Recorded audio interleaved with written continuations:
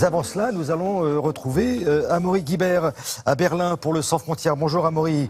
Alors avec les beaux jours, nous on connaît ça également en France, avec la bonjour. La tentation est là, on a envie d'aller prendre un verre en terrasse ou dans un parc et on revient chez soi à vélo.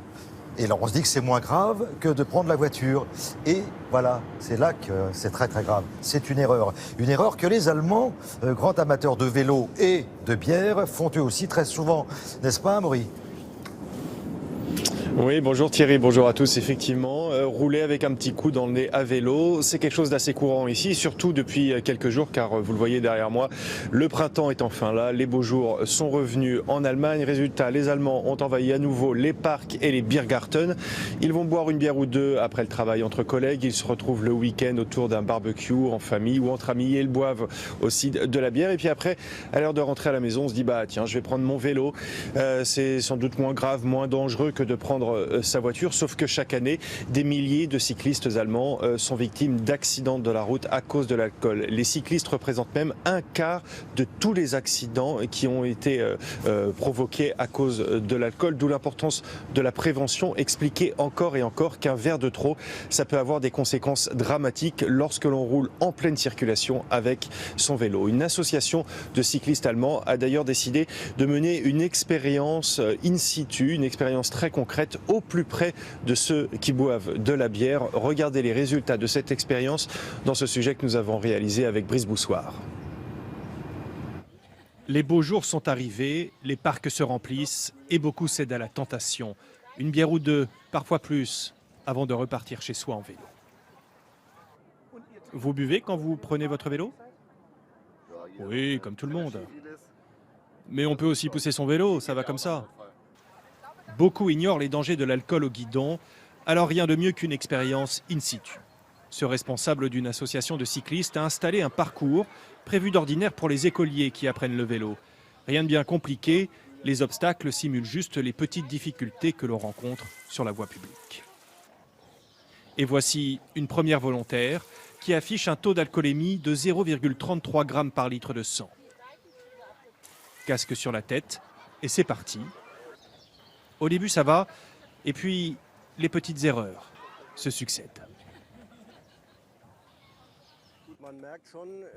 On voit bien que la concentration n'est pas totale, elle n'est pas à 100%. Et on remarque aussi que rouler droit, ce n'est plus aussi facile. C'est difficile. Je ne boirai plus de bière ou alors je pousse mon vélo. Le candidat suivant affiche 1 g d'alcool par litre de sang. Mais lui semble sûr de ses capacités. Je vois bien que j'ai un coup dans le nez, mais je me sens capable de rouler.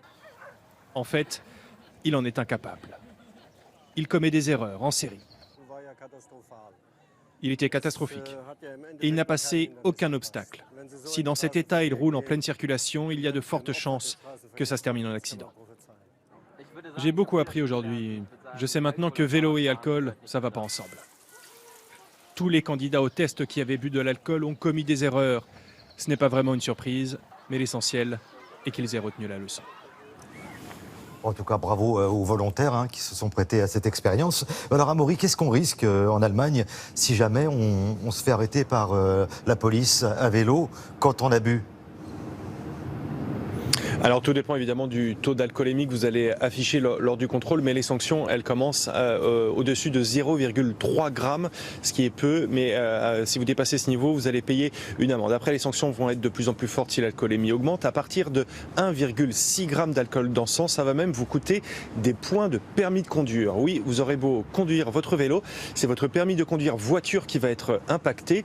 Alors en Allemagne, on ne perd pas de points, on les accumule, et si vous dépassez 1,6 g, vous allez prendre 3 points de plus, sachant qu'à 8 points, votre permis de conduire peut être tout simplement annulé. Vous allez aussi devoir payer une très forte amende qui peut atteindre 1 mois de votre salaire et être condamné à des examens médicaux, psychologiques obligatoires. Une grande sévérité donc, mais il y a aussi la volonté de la part des autorités allemandes de limiter, de faire baisser la violence routière dont sont victimes les cyclistes allemands, car chaque année, 400 d'entre eux sont tués sur les routes ici en Allemagne.